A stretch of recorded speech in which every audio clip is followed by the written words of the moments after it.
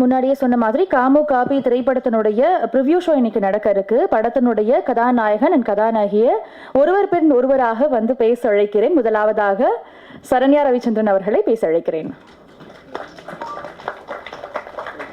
அவருக்கு படத்தினுடைய இயக்குனரும் தயாரிப்பாளருமான புஷ்பநாதன் ஆறுமுகம் அவர்களை பொன்னாடை போட்டு அழைக்கிறேன்.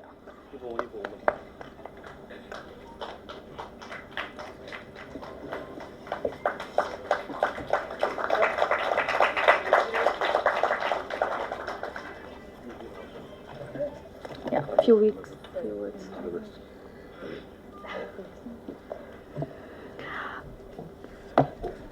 எல்லாருக்கும் வணக்கம். Thank you so much. நீங்கள் எல்லோரும் ஆக்சுவலாக இது எங்களோட பெரிய ரொம்ப கால ஒரு எஃபர்ட்னு சொல்லுவேன். புஷ்பநாதன் வந்து இதை ஸ்டார்ட் பண்ணும்போது ஒரு பெரிய ஹோப்பில் வந்து ஸ்டார்ட் பண்ணிட்டாங்க. அவங்க உண்மையோடு தான் பிலீவ் பண்ணாங்க. இதை பண்ணிடுவோம், முடிச்சிடலாம் அப்படின்னு சொல்லிட்டு ஸ்டார்ட் பண்ணி இது ஒரு விஷயமா எடுத்துகிட்டு வந்து கேபிள் சங்கர் சார் எப்போவுமே அவரோட பேக் போன்னு சொல்லலாம். எப்போ ஏதாவது கால் பண்ணோன்னா சார் கூட பேசிட்டு இருக்கேன், சார் கூட இருக்கேன்னு சொல்லிட்டு ஏதாவது ஒரு இதில் சொல்லிட்டு இருப்பாங்க.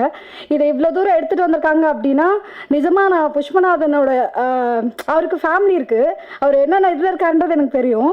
அவர் ப்ரொஃபஷனில் இருந்துட்டு அதை விட்டுட்டு இதுக்காக ஃபுல்லாக வந்து எப்போ கால் பண்ணாலும் சார் நான் டப்பிங்கில் இருக்கேன், டிஏயில் இருக்கேன், நான் இந்த படம் நடிச்சுட்டு அடுத்தடுத்த ஒர்க் போயிடுவேன். ஆனால் அவர் இதை அவரோட தோளில் சுமந்துட்டு எனக்கு தெரிஞ்சு ஓகே இவர் தான் அந்த படத்துக்கு இவரை நம்பி ஒருத்தர் இன்வெஸ்ட் பண்ணிட்டு ஊரில் உட்காந்துருக்காரு, அவருக்காக இவர் வந்து எடுத்துட்டோம் இல்லை அவருக்கு ஏதாவது ஒன்று சொல்லிடலாம்.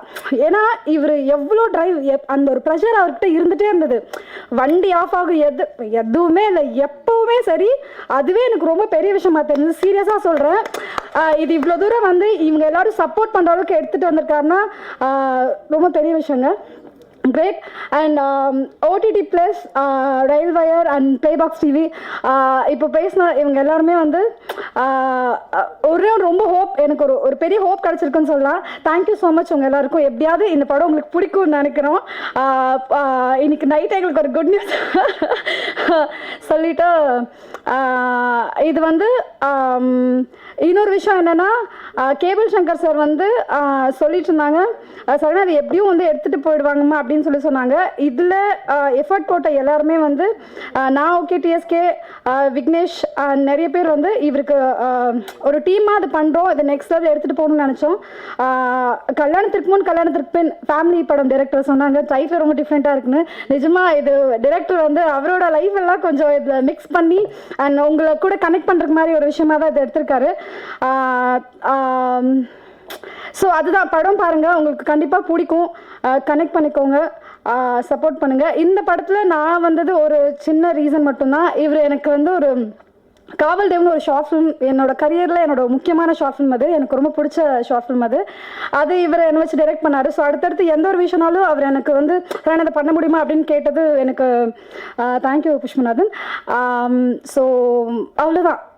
ப்ரெஸ் அண்ட் மீடியா வந்திருக்கீங்க, இதை பார்த்துட்டு ரொம்ப அழகாக இங்கே என்ன உங்களுக்கு கனெக்ட் ஆகுதோ அதை சப்போர்ட் பண்ணுற மாதிரி சூப்பராக எழுதிடுங்க.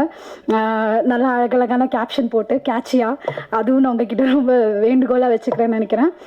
Thank you so much. எல்லாருக்கும் நன்றி.